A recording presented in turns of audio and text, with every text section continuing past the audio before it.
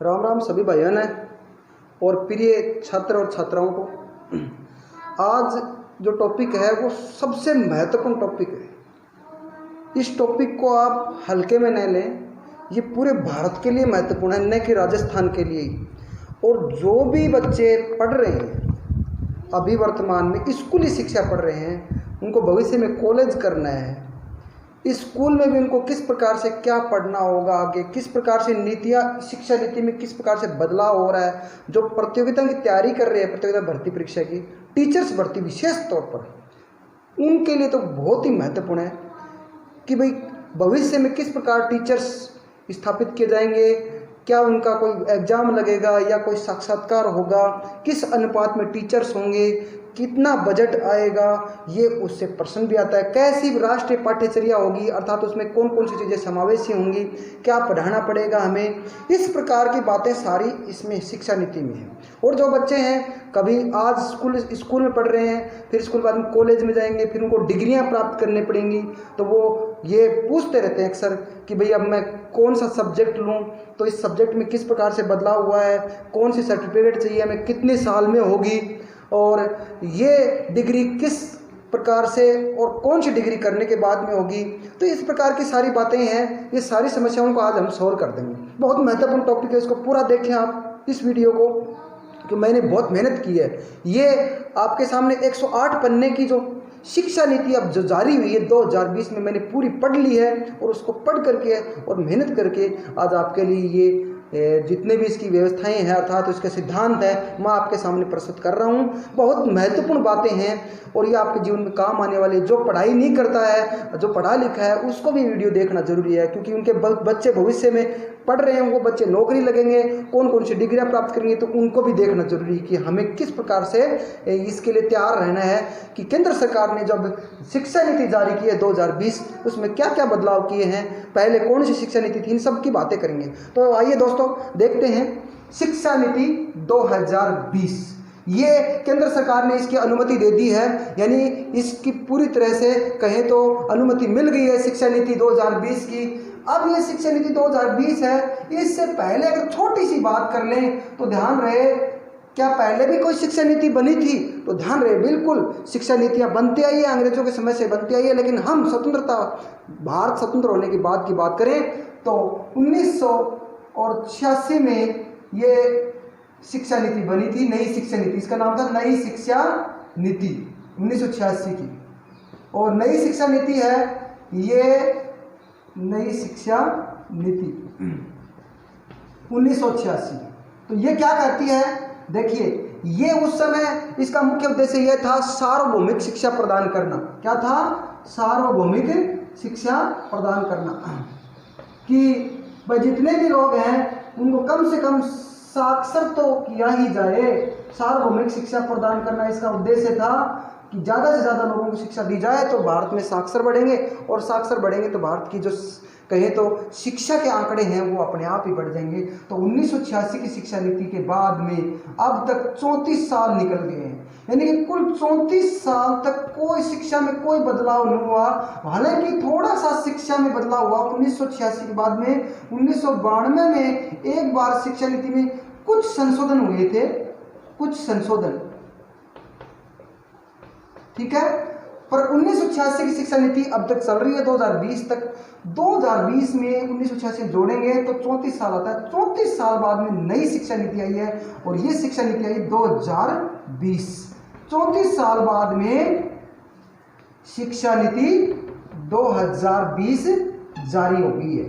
अब इसकी बात करें तो शिक्षा नीति 2020 के साथ ही ध्यान रहे, ये जारी किसने की है? तो ये जारी की है अब तक केंद्र सरकार में। ध्यान रहे, ये जो मंत्रालय था उस मंत्रालय का नाम था, शिक्षा मंत्रालय का नाम क्या था? मानव संसाधन विकास मंत्रालय। मानव संसाधन विकास मंत्रालय।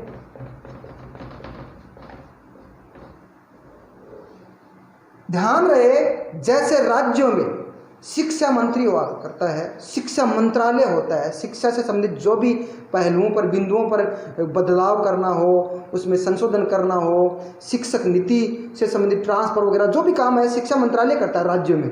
लेकिन केंद्र सरकार की बात करूं तो केंद्र सरकार में शिक्षा मंत्रालय ही हुआ करता था, लेकिन उसका नाम 1985 तक तो शिक्षा मंत्रालय था, और 1985 के बाद में जब नई शिक्षा नीति जारी हुई तो इसका नाम, शिक्षा मंत्रालय का नाम केंद्र सरकार में क्या कर दिया, मानव संसाधन विकास मंत्रालय। और ये मानव संसाधन विकास मंत्रालय में जो मानव संसाधन विकास मंत्री, जिसको HRD मंत्री बोलते हैं, क्या बोलते हैं, HRD मंत्री, ह्यूमन रिसर्च डेवलपमेंट से संबंधित हो गया।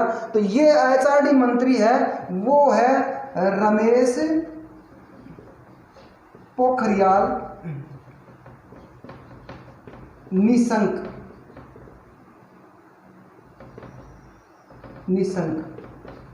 ये कौन है, ये HRD मंत्री थे केंद्र सरकार में, अभी भी मंत्री है।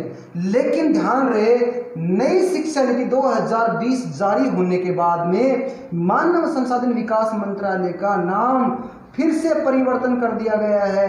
जैसे मैं बता रहा हूँ आपको, पहले शिक्षा मंत्रालय था 1985 तक नाम, 1986 की नई शिक्षा नीति जारी हुई, उसमें इसका नाम मानव संसाधन विकास मंत्रालय कर दिया। पुनः इसका नाम वापस 2020 की शिक्षा नीति के तहत इसका नाम कर दिया शिक्षा मंत्रालय। क्या कर दिया, शिक्षा मंत्रालय। तो ध्यान रहे, जैसे राज्यों में शिक्षा मंत्रालय है, ऐसे ही केंद्र में शिक्षा मंत्रालय भी हो गया है, बदल गया है। ठीक है, मानव संसाधन विकास मंत्रालय का नाम क्या कर दिया है, शिक्षा मंत्रालय। अब पूछें कि वर्तमान में केंद्र सरकार में शिक्षा मंत्री कौन है, केंद्र सरकार में शिक्षा मंत्री, तो शिक्षा मंत्री कौन है बताओ, तो उत्तर हो जाएगा अपना आप, रमेश पोखरियाल निशंक। क्लियर हो गया, यहाँ तक आपके कोई दिक्कत नहीं है। 1986 की शिक्षा नीति ये कहती है सार्वभौमिक शिक्षा, यानी सबको शिक्षा दी जाए। उसके तहत प्रौढ़ शिक्षा कार्यक्रम, यानी बुजुर्गों को पढ़ाने की व्यवस्था शुरू हुई थी, ज़्यादा से ज़्यादा जोड़े जाएं बच्चे। लेकिन अब जो नई शिक्षा नीति 2020 है, उसका क्या क्या नियम है उसको मैं आज बताऊंगा। अब एक बार साफ कर लेता हूँ बोर्ड को, इसलिए एक बार वीडियो को रोकता हूँ, नहीं तो इसमें बहुत टाइम लगेगा, साफ करता रहूँगा तो ये चलता रहेगा। तो अब बात करेंगे जो नई शिक्षा नीति 2020 है, इसका मसौदा किसने तैयार किया। तो नई शिक्षा नीति अर्थात शिक्षा नीति 2020 है, शिक्षा नीति 2020 का मसौदा जानते हो क्या होता है, मसौदा मॉडल को कहते हैं भाई, मॉडल। ये किसने बनाया, किसकी अध्यक्षता में हुआ, तो ध्यान रहे, इसके लिए एक समिति बनाई गई थी और समिति का नाम था education policy drafting committee. Education policy drafting committee, ये एक कमेटी बनाएगी नई शिक्षा नीति बनाने के लिए, नई शिक्षा नीति का मसौदा मॉडल तैयार करने के लिए। और ये किसकी अध्यक्षता में तैयार हुआ, ध्यान रहे, तो ये प्रश्न बड़ा महत्वपूर्ण है। अध्यक्षता किसने की थी, तो अध्यक्षता की थी इसकी, ये बहुत ही महत्वपूर्ण है, ठीक है ना। इसका अध्यक्ष कौन था, तो ये था के कस्तूरी रंगन। ये ध्यान रहे, अपने जो इसरो है ना, इसरो का मुख्यालय है, इंडियन रिसर्च जो संस्थान है, अर्थात अपने स्पेस रिसर्च संस्थान है इंडियन, वो उसका मुख्यालय बेंगलोर में है और उसका अध्यक्ष रहा हुआ है, अर्थात उसका अब वर्तमान में उसका पूर्व अध्यक्ष कह सकते हैं, वर्तमान में वो नहीं है। तो के कस्तूरी रंगन की अध्यक्षता में और नई शिक्षा नीति का मॉडल तैयार हुआ। मोस्ट पर्सन है ये, ध्यान रहे, टीचर्स भर्ती के लिए, यानी कि टीचर भर्ती के लिए ये प्रश्न बहुत महत्वपूर्ण है, ठीक है ना। आ सकता है कि नई शिक्षा नीति 2020 है, इसका मॉडल या किसके अध्यक्षता में तैयार हुआ, तो के कस्तूरी रंगन की अध्यक्षता में तैयार हुआ। ये 108 पेज मैंने पूरे पढ़ लिए हैं, क्या क्या उसमें बदलाव किए मैं आपको सबको लगातार क्रम वाइज बताता रहूंगा। तो देखते हैं क्या हुआ बदलाव। हाँ, तो हम बात कर रहे थे शिक्षा नीति 1986 की थी, उसके तहत मैं आपको पहले भी बता चुका हूं, एक बार फिर बता रहा हूं, निःशुल्क एवं अनिवार्य शिक्षा अधिनियम बना था 2009 में। निःशुल्क एवं अनिवार्य शिक्षा अधिनियम कानून बन गया है। ये 6 से 14 वर्ष के बालकों के लिए, 6 से 14 वर्ष के बालकों को अनिवार्य निःशुल्क शिक्षा देनी पड़ती है। निःशुल्क, कोई पैसा नहीं ले जाता, 8वीं तक शिक्षा फ्री होती है, कोई फीस नहीं लेते, किताबें भी फ्री देते हम। तो ये अनिवार्य निःशुल्क शिक्षा अधिनियम केंद्र में ये 1 अप्रैल 2010 में लागू हुआ था। और ध्यान रहे, अब बात करते हैं 2020 की शिक्षा नीति का उद्देश्य। उद्देश्य क्या है, ये क्यों बनाई गई है? तो ध्यान रहे, इसका जो मुख्य उद्देश्य है वो ये है कि अच्छे इंसानों का विकास करना, अच्छे इंसानों का विकास करना। मतलब इसमें ऐसे बदलाव किए गए हैं कि जो बच्चे हैं, आज के बच्चे, उनको किस प्रकार से नैतिक शिक्षा दी जाए, उनका शिष्टाचार, उनकी खेल व्यवस्था, उनकी शारीरिक व्यवस्था, उनका पोषण है, और उनकी जितनी भी कहने का अर्थ भावी इच्छाओं को ध्यान में रखते हुए जो बदलाव किए गए हैं वो ऐसे बदलाव किए गए हैं कि भविष्य में देश के लिए अच्छे इंसान बने, कि इस शिक्षा नीति का मुख्य उद्देश्य है। नई शिक्षा नीति में एक महत्वपूर्ण बात है, बहुत ही मोस्ट बात है, ये ध्यान रखना है सबको। और मोस्ट बात क्या है मैं बता देता हूँ आपको। ध्यान रहे, पहले जो शिक्षा नीति थी उसके तहत ये जो शिक्षा पर जो खर्च था ना, शिक्षा पर खर्च, 1 मिनट फोन आ रहा है। हाँ, तो मैं बता रहा था आपको कि ये जो मोस्ट पर्सन है वो इस प्रकार से है। तो पहले की शिक्षा नीति में ना, जो भारत की जीडीपी थी, जीडीपी होता है ग्रॉस डेवलपमेंट प्रोडक्ट, यानी कि सकल घरेलू उत्पाद। सकल घरेलू उत्पाद में जो उत्पाद कहने का जितने रुपए एकत्रित होते हैं उसका 4 पॉइंट, ज़्यादा नहीं, कितना, मात्र 4.443% खर्च होता था। ठीक है ना। इस खर्च में जैसे केंद्र और राज्य दोनों का जो अनुपात है खर्चे का, वो 60:40 हुआ करता था। ठीक है, ये खर्चा होता था। इस प्रकार से स्कूलों का विकास होता था। भाई ये जीडीपी का इतना रुपए है, इतना प्रतिशत वो खर्चा स्कूलों के इंफ्रास्ट्रक्चर पर, जैसे मकान, वहाँ पर जितने भी कमरे बनाने हैं या फिर कोई गेट वगैरह, कोई आवश्यक खर्चा है, टेबल कुर्सी, बच्चों के लिए जितने भी ना, कोई कंप्यूटर व्यवस्था है, शिक्षकों की वेतन की व्यवस्था, वो सारी इसमें होती थी। लेकिन बड़ी बहुत महत्वपूर्ण बात है, 2020 की शिक्षा नीति में इसमें बदलाव कर दिया गया है और इसको बढ़ाकर कितना कर दिया गया है, ये देखो बहुत महत्वपूर्ण बात है। ये मोस्ट पर्सन, ये शिक्षक भर्ती में आ सकता है आपके, तो ये कर दिया गया है 6%। तो ये बहुत अधिक खर्चा बढ़ा दिया गया है। इससे ध्यान रहे, हमारे देश की जो सरकारी व्यवस्थाएं अर्थात सरकार से संबंधित जितने भी राजकीय स्कूल हैं उनकी कायाकल्प मतलब होगी, अर्थात उन स्कूलों में बहुत सारा सुधार होगा, डिजिटल इंडिया की तरफ बढ़ेगा, क्योंकि यहाँ पर जितनी भी कंप्यूटर व्यवस्था है, ऑनलाइन शिक्षण व्यवस्था है, ये अच्छी हो जाएगी। सब कुछ काम है वो बहुत अच्छे तरीके से होगा। कुर्सी टेबल है स्कूलों में, जो कमरे की व्यवस्था है, पानी की व्यवस्था है, ये सब अच्छी हो जाएंगी। तो इतना पैसा बढ़ाना ये बहुत बढ़िया बात है। केंद्र सरकार ने बहुत अच्छा काम किया है ये 34 साल बाद में। इसके बाद में जो आगे की बात है वो ये है कि स्कूली शिक्षा का पाठ्यक्रम, इस शिक्षा नीति के तहत पाठ्यक्रम है ना, वो क्या है, कैसे, उसकी बात करेंगे। तो पाठ्यक्रम और देख लेते हैं एक बार, ये बड़ी महत्वपूर्ण बात है। तो पाठ्यक्रम को एक बार मैं रोकता हूँ, फिर लिखता हूँ, फिर बताता हूँ आपको। हाँ, तो प्रिय छात्र छात्राओं, देखते हैं शिक्षा नीति 2020 है, उसमें स्कूली शिक्षा जो पाठ्यक्रम है वो पाठ्यक्रम 3 से 18 वर्ष तक के लिए निर्धारित किया गया है। 3 से 18 वर्ष तक के बच्चे हैं उनके लिए नई शिक्षा नीति है। इसमें स्कूली शिक्षा पाठ्यक्रम होगा, ठीक है ना। वैसे उच्च शिक्षा के लिए अलग है, स्कूली शिक्षा पाठ्यक्रम वो 3 से 18 वर्ष तक का बच्चा है वो स्कूल में पढ़ेगा, ये नाम दिया गया, ठीक है ना। 3 साल से पहले बच्चा पढ़ नहीं सकता। ध्यान रहे, शिक्षण का ढांचा है, पहले तो था 10+2 यानी 12वीं तक जिसको बोलते हैं, 10 क्लास किया, फिर उसके बाद में 2 और की 11 और 12, तो इस प्रकार से 12वीं, ये था पहले। लेकिन अब क्या किया है, अब इसका नाम दिया है 5+3+3+4। ये ढांचा है शिक्षण का वर्तमान में 2020 के अनुसार।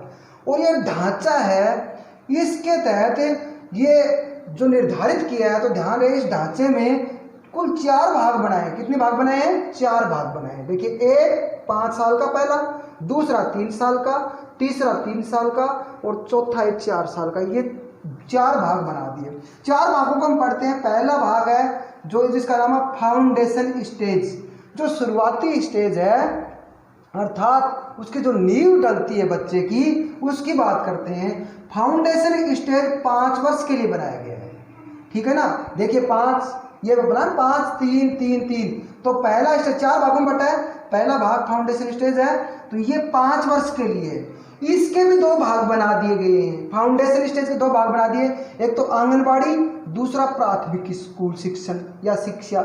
देखिए कैसे करते हैं। जब बच्चा 3 साल का हो जाता है तो उसे सबसे पहले शिक्षा शुरुआत होगी, उसकी आंगनबाड़ी में उसका एडमिशन करवाएंगे। तो आंगनबाड़ी में वो 3 साल से लेकर के 6 साल तक वो पढ़ेगा।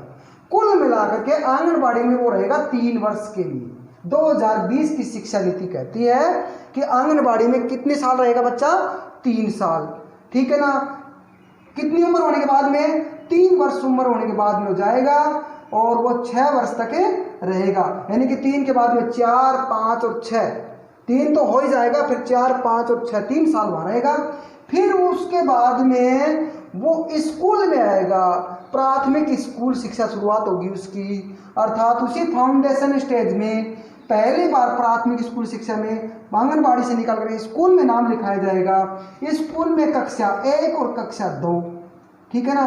अर्थात वो 6 साल का तो आंगनबाड़ी में हो जाएगा, आंगनबाड़ी से फिर आएगा स्कूल में। तो 6 वर्ष का होने के बाद में 6 से 8 के बीच में इसका टाइम दिया गया, अर्थात 6 के बाद में 7 और 8 2 साल के लिए।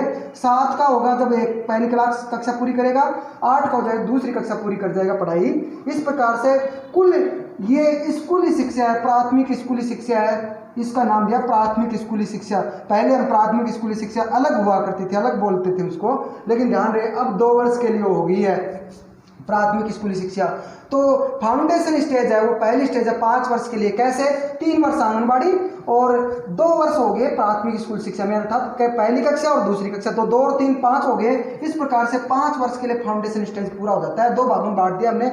इस पहली कक्षा में जब वो जाएगा स्कूली शिक्षा में, तो भाषा और गणितीय जो गतिविधियां हैं, गणितीय मतलब कहने का अर्थ उस बच्चे के सामने खिलौने हैं, गेंद हैं, गुब्बारे हैं, ये सामने रखे जाएंगे कि देखो बेटा एक गुब्बारा है, इसमें ये कितने गुब्बारे हैं, इनका रंग क्या है, इसमें इतने निकाल दें तो कितने बच गए, 3 निकाल दिए, 2 में से 2 हटा दिए तो कितने, उसको दिखा दिखा करके। तो इस प्रकार से ये गणितीय गतिविधियों आधारित और भाषा आधारित उसको थोड़ा सा बोलना, अच्छा बोलना, कहने का अर्थ, क्योंकि उसका शुरुआती दौर होता है। उस बच्चे को पहली बार जब वो प्राथमिक स्कूल में जाएगा तो उसको शिष्टाचार, नैतिकता सिखाई जाती है। पहली और दूसरी में गणित गतिविधियाँ, साथ में भाषा। भाषा का मतलब ये है कि ये हमारा दादाजी लगता है, इसको ऐसे बोलना, दादाजी राम राम, गुरुजी नमस्ते, झुक करके उसके पैरों के धो खाना वगैरह, यानी शिष्टाचार बोलते हैं, नैतिक आचरण बनाना। ये पहले प्राथमिक कक्षा में पहली दूसरी में ये पढ़ाया जाएगा। फिर इसके बाद में पहला फाउंडेशन स्टेज पूरा होता है 5 साल करने के बाद में, अर्थात ये 3 साल से शुरुआत होकर के, और जब ये कहने का 6 तक रुकेगा आंगनबाड़ी में और 7 और 8 तक रुकेगा एक प्राथमिक स्कूल में। जब वो 8 वर्ष का पूरा हो जाता है तो फाउंडेशन स्टेज पूरी होगी। फिर वो बच्चा प्रीपरेटरी स्टेज में जाएगा, यानी कि उसकी अब यहाँ से थोड़ी सी पढ़ाई शुरुआत होगी और वो 8 साल का होगा जब जाएगा प्रीपरेटरी स्टेज में। 8 से 11 साल तक कुल मिलाकर के 3 वर्ष हेतु, ये 5 वर्ष हेतु था फाउंडेशन स्टेज। प्रीपरेटरी स्टेज कितने वर्ष के लिए है? 3 वर्ष के लिए। और ये कहाँ से कहाँ तक है? ये कक्षा, यहाँ पर ये मैं बता देता हूँ आपको, यहाँ हम कक्षा लिख सकते हैं। कक्षा ये हो गया अपनी कक्षा 3 से 5 तक। क्या होगी? कक्षा 3 से 5 तक प्रीपरेटरी स्टेज होगी। पूछ सकते हैं आपको टीचर्स भर्ती में या कहीं भी, प्रीपरेटरी स्टेज कौन सी कक्षा तक मानी गई 2020 की शिक्षा नीति में? तो बताइए कक्षा 3 से 5 तक, कक्षा 3 4 और 5, ऐसे भी ऑप्शन में दे सकता है। कौन सी नहीं है प्रीपरेटरी स्टेज में? 3 4 5 और 6 या 2, तो ध्यान रहे 6 या 2 नहीं होंगे इसमें। कक्षा 3 से 5 तक है, तो कक्षा 3 में जाएगा तो 3 करेगा, 4 करेगा, 5, तो कुल मिलाकर कितने साल की होगी है? प्रीपरेटरी स्टेज कितने साल की? 3 वर्ष लग जाएंगे इस प्रीपरेटरी स्टेज में लगने में, और 3 वर्ष का मतलब 8 साल तक तो यहीं लग गया फाउंडेशन स्टेज में। अब 8 के बाद में 9, 10 और 11, कुल मिलाकर 11 वर्ष तक का बच्चा है वो 11 वर्ष का पूरा होने के बाद में प्रीपरेटरी स्टेज से बाहर निकलेगा। और इस प्रीपरेटरी स्टेज में अर्थात कक्षा 3 से 5 तक इसको क्या पढ़ाया जाएगा वो देख लें। त्रिभाषा फार्मूला लागू किया गया है यहाँ पर। त्रिभाषा बहुत महत्वपूर्ण बात है, त्रिभाषा फार्मूला यानी अर्थात यहाँ पर इंग्लिश मीडियम की अनिवार्यता समाप्त कर दी है। आजकल अभिभावक बच्चों को इंग्लिश मीडियम में डालना चाहते हैं, बच्चा कुछ नहीं सीख पाता वहाँ, सिर्फ क्योंकि हमारी जो क्षेत्रीय भाषाएं हैं और हमारी मातृभाषा है या हमारी कहें तो देसी भाषा है उसको ही हम जानते हैं, उसी में बात करते हैं। और जब बच्चा वो इंग्लिश मीडियम में जाता है तो उसमें गुड मॉर्निंग, गुड इवनिंग, बस मदर फादर ये बातें सीख पाता है, बाकी इससे आगे बढ़ नहीं पाता क्योंकि उसका माहौल ही नहीं मिल पाता। इसलिए हाथ जोड़ के निवेदन है कि आप इंग्लिश मीडियम में न डालें, हिंदी मीडियम में डालें। मैं कहता हूँ बच्चा IAS बन सकता है, आराम से बन सकता है, उसकी कोई बाध्यता नहीं, वहाँ रटाफिक्सन होती है। क्योंकि सही बता रहा हूँ आपको कि हमारे समाज में हम खुद टीचर्स होकर के इंग्लिश नहीं बोल सकते तो बच्चा कैसे बोलेगा? अब बोलेंगे आपको उसको सिखाया जाता है, बोले अरे सिखाया जाएगा लेकिन माहौल नहीं मिल पाएगा। इसलिए ध्यान रहे, ये बहुत बेहतर बात, ये बहुत अच्छा फार्मूला लागू किया है शिक्षा नीति 2020 में केंद्र सरकार ने कि त्रिभाषा फार्मूला। इसमें त्रिभाषा में क्या क्या है? एक तो मातृभाषा में, स्थानीय भाषा में और क्षेत्रीय भाषा में, इसमें उसको अध्ययन करवाया जाएगा। ध्यान रहे, ये बहुत जैसे समाज की बातें हैं, विज्ञान की बातें हैं, गणित की बातें, वो यहाँ शुरुआत हो जाती है फिर प्रिपरेटरी स्टेज में। और इसमें विशेष जो ध्यान रहे लेखन कौशल पर ज़्यादा जोर दिया जाएगा। कक्षा 3 से लेकर के 5 तक यानी लेखन कौशल का विकास होगा। ये ध्यान रहे कि 2020 की शिक्षा नीति में लेखन कौशल का विकास कौन सी स्टेज में होगा? तो प्रिपरेटरी स्टेज में। कौन सी कक्षा तक होगा? कक्षा 3 से 5 तक होगा। कितने वर्ष के बालक का होगा? तो 8 से 11 वर्ष के बच्चे का बालक होगा। तो ध्यान रहे, त्रिभाषा फार्मूला प्रिपरेटरी स्टेज में लागू है। अब बात करते हैं अगली स्टेज की, जिसको मिडिल स्टेज बोलते हैं, मध्य स्टेज। मिडिल स्टेज है ये कौन सी कक्षा से कौन सी कक्षा तक होगा? तब यहाँ तक तो 5वीं कर गया ध्यान, कक्षा 5 तक तो उसके त्रिभाषा वो फार्मूला लागू हो गया। अब कक्षा 6 में जाएगा तो यहाँ से वो इंग्लिश मीडियम में पढ़ सकता है या फिर इंग्लिश भाषा में पढ़ सकता है। यहाँ तक तो त्रिभाषा फार्मूला में, जैसे हमारी हिंदी है मातृभाषा तो हिंदी लेंगे, एक संस्कृत लेंगे, एक क्षेत्रीय भाषा ले सकते हैं, मारवाड़ी वगैरह, जो भी कोई दिक्कत नहीं है, ये इसमें आराम से पढ़ा सकते हैं मारवाड़ी भाषा बोल करके। बीकानेरी भी एक उसकी मारवाड़ी भाषा की बोली है, नागौरी है, इस प्रकार से जयपुर में ढूंढाड़ी बोली जाती है, अलग अलग ये क्षेत्रीय भाषाएं होती है, तो उसको हम प्रयोग कर सकते हैं 5वीं तक। मिडिल स्टेज में जाएगा तो ये तीसरा भाग है इसका शिक्षण का ढांचा का, और तीसरा भाग है ये कक्षा 6 से 8 तक होगा। ध्यान रहे, बहुत महत्वपूर्ण बात है, बहुत मेहनत की तब जाके निकाल के लाया हूँ ये बातें आपके ये अभी समझ लेंगे तो बार बार किसी से पूछेंगे नहीं कि गुरुजी बताओ ये क्या लागू हुआ है, शिक्षा नीति क्या है, तो ये यही है, यही बताना चाह रहा हूँ आपको। तो कक्षा 6 से 8 तक ये कुल मिलाकर के 3 साल के लिए यही है। तो मैंने बताया था 5 साल के लिए, तो 5 1 हो गया, यानी 4 भागों में बांटेंगे तो प्रीपरेटरी स्टेज है ये 3 से 5 तक कक्षा के लिए है, तो 8 से 11 तक यानी 3 वर्ष के लिए, तो 3 ये हो गया। फिर ये मिडिल स्कूल स्टेज है, ये भी कक्षा 6 से 8 तक, देखो 6, 7 और 8 3 साल लगेंगे, तो फिर 3 ये आ गई, ये होगी स्टेज इस प्रकार से। तो कुल 3 वर्ष के लिए ये है कक्षा 6 से 8 तक। और ये जब 11 साल का बच्चा यहाँ हो जाएगा प्रिपरेटरी स्टेज में, तो 11 साल के बाद में जाएगा मिडिल स्टेज में, तो 11 से 14 तक, क्योंकि 11 कक्षा 11 में होगा तो 6ठी में एडमिशन लेगा, फिर 12 का होते ही 6ठी पास कर लेगा, 13 का होते ही 7वीं पास कर लेगा, 14 का होते ही 8वीं पास कर लेगा। इस प्रकार से 11 से 14 वर्ष के बालकों के लिए ये मिडिल स्कूल स्टेज है। और ध्यान रहे, अनिवार्य निःशुल्क शिक्षा अधिनियम है, इन्हीं बच्चों तक लागू है, क्योंकि 6 से 14 वर्ष के बालकों को अनिवार्य निःशुल्क शिक्षा देना जरूरी है। इसलिए ये स्टेज यहाँ 3 वर्ष के लिए बनाई गई है, ताकि 8वीं तक बनाई, नहीं तो चाहे तो वो 4 की बना सकते, 10वीं तक भी शामिल कर सकते, लेकिन उस अनिवार्य निःशुल्क शिक्षा के कारण यहाँ पर 3 वर्ष दिया उन्होंने। और 14 वर्ष का बच्चा होते ही वो अगले स्टेज में चला जाएगा। लेकिन ध्यान रहे, इसमें एक बात महत्वपूर्ण बात है, और वो यह अमूर्त अवधारणाओं का विकास कौन सी स्टेज में होगा बच्चे के? तो मिडिल स्टेज में होगा। अर्थात 6 से 8 वर्ष के बच्चा है, उसको अमूर्त अवधारणाओं का ज्ञान कराया जाता है। क्या होती है अमूर्त अवधारणाएं? अमूर्त अवधारणाएं ये होती है, देखिए ये बच्चे को दिखाएंगे हम, तो वो बताएगा कि बेटा ये क्या है, तो ये बोलेगा कि ये पापा या जो भी गुरुजी ये पेन है, ठीक है ना। अब उसको पता थोड़ी है, हम अपनी भाषा में बोलते हैं मार्कर है वगैरह, ये एक ही बात है, मार्कर कहते हैं, पेन कहते हैं, इसको पेंसिल कहते हैं, कोई बात नहीं है। लेकिन अब उस बच्चे को, अगर उसको पता ही नहीं, नया बच्चा है, उसको बोले कि बेटा मार्कर लेके आ, तो उसको पता नहीं है। अर्थात उसको बोले बेटा तो पेन लेके आ, तो पेन तो उसने सुना है, देखा तो ले आएगा। तो अमूर्त अवधारणा का मतलब ये है जो उसको दिखाई नहीं दे रहा, लेकिन उसने कभी सुना है उस नाम का। क्योंकि बेटा देखो आकाश क्या होता है, जब उसको आकाश वो अभी पता नहीं है, समझ में नहीं आएगा, लेकिन हम दिखा देते हैं ना, वो होता दिखाने वाली चीज़ तो होती है मूर्त अवधारणा। अर्थात ध्यान रहे, जैसे बात करूं मैं कि ये मेरा एक कपड़ा है, बोले बेटा ये वस्त्र है, कपड़ा है, तो वो बता देगा ये कपड़ा है, ठीक है ना।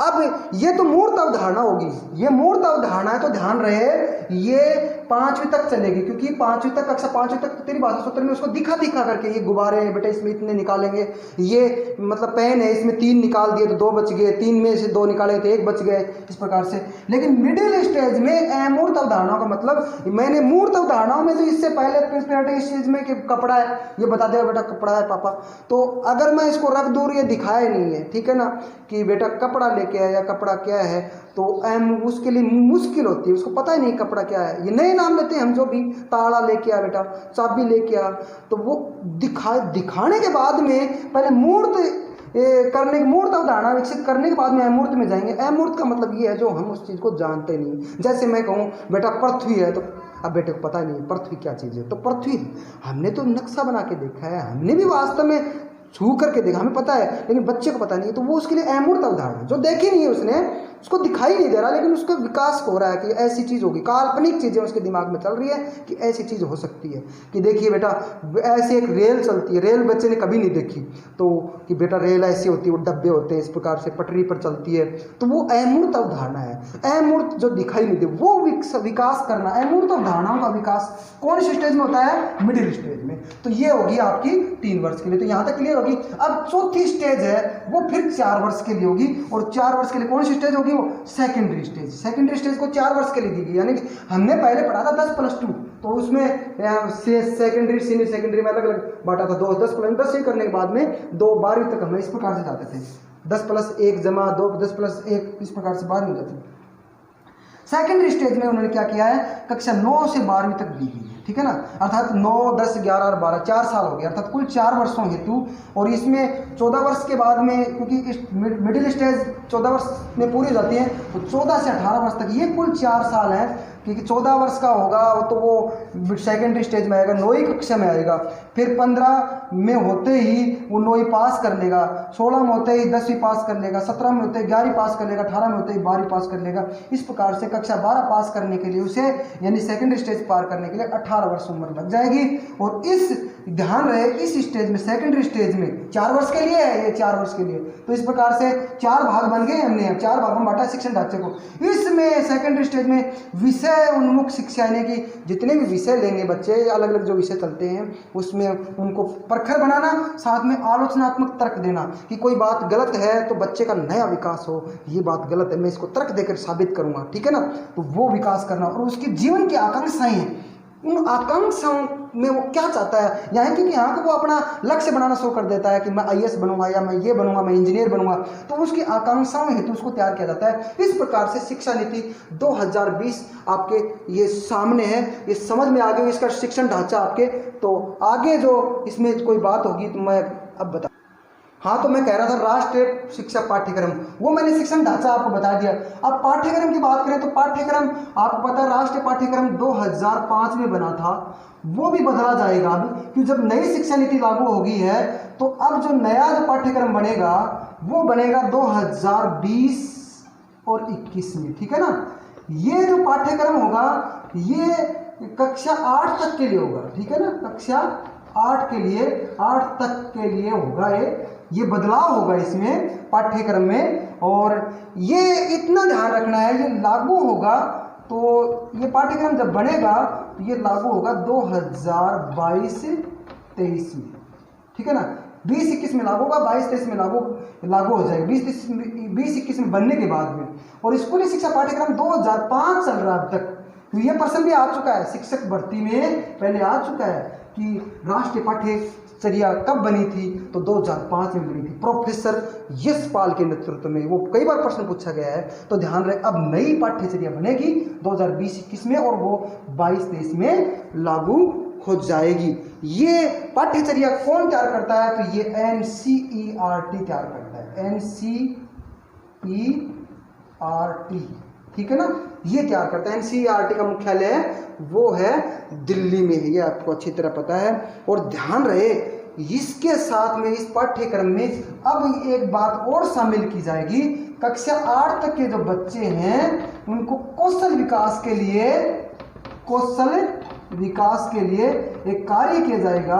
विकास के लिए क्या कार्य किया जाएगा? वो ये कार्य किया जाएगा कि कम से कम 1 साल के अंदर उस बच्चे को 1 से 10 दिन तक, 1 से लेकर के और 10 दिन तक जो स्थानीय व्यवसायी है, स्थानीय जो मिस्त्री जिसको बोला करते हैं, कहने का अर्थ विषय विशेषज्ञ या व्यवसाय विशेषज्ञ कह सकते हैं, व्यवसाय विशेषज्ञ, जैसे बढ़ई है, कुम्हार है, सुनार है, उसके बाद में हम कर सकते पेंटर है, चित्रकार है, कलाकार है। कलाकार में तो बहुत सारी बातें आ जाती हैं। कलाकार में मतलब जैसे भाई वो नृत्य कलाकार है या फिर संगीत कलाकार है, तो उनसे भी उसको शिक्षा दिलाई जाएगी 10 दिन तक कुल मिलाकर के। ये भी एक नई व्यवस्था की कुछ तो ज्ञान हो बच्चे को कि बढ़ई किस प्रकार से वो लकड़ी का कार्य करता है, कैसे वो डिजाइन तैयार करता है, कुम्हार कैसे मटके बनाता है, तो उस बच्चे को दिखा करके विषय विशेषज्ञों से, सुनार किस प्रकार से ये सोना चांदी में क्या क्या मिलाता है, इस प्रकार से पेंटर क्या करता है, चित्रकार कलाकार किस प्रकार से कलाओं को आगे बढ़ाता है। तो ये बात आपके समझ में आ गई होगी। अब बात में शिक्षा नीति में ही उच्च शिक्षा का मॉडल और जो शिक्षक भर्ती के बारे में बात है। कई बच्चे ये भी परेशान हो रहे हैं कि क्या पता नहीं, आजकल एक इसी में सुना है किसी ने कि अब है ना ये जो शिक्षक लगेंगे उसका साक्षात्कार होगा, उसको शिक्षण जैसे मैंने पढ़ाया आपको ऐसे पढ़वा कर देखेंगे कि कितना कौशल है तो ही वो नौकरी लग पाएगा। क्या टेट लागू होगी, क्या टेट सभी स्तरों पर लागू होगी, फर्स्ट सेकंड थर्ड ग्रेड जितने भी। तो इसका जो वीडियो मैं अगले पार्ट में दूंगा, क्योंकि मैं इसमें सम्मिलित नहीं कर सकता। आधे घंटे का वीडियो हो गया, लंबा हो गया, इसलिए सबको धन्यवाद। और आगे की जानकारी लेने के लिए कि भाई एक बच्चा स्कूल शिक्षा के बाद में कॉलेज में क्या करना चाहता है, कौन कौन से किस प्रकार से वो डिग्रियां कर सकता है और क्या शिक्षक और शिष्य अनुपात होगा, ये देखना बहुत ज़रूरी है। ये अगले वीडियो में आपको बताऊँ मैं। तो धन्यवाद। ओके, इसको ज़्यादा से ज़्यादा शेयर करें, सब्सक्राइब करें और इसको अपने चहेते मित्र और परिवार वालों और जितने भी अभिभावकों के पास भेजें ताकि वो उसके समझ में आए और वो आगे भविष्य में इससे मतलब इस शिक्षा नीति से विचलित न हो, उसको अच्छी तरह जानकारी हो। धन्यवाद।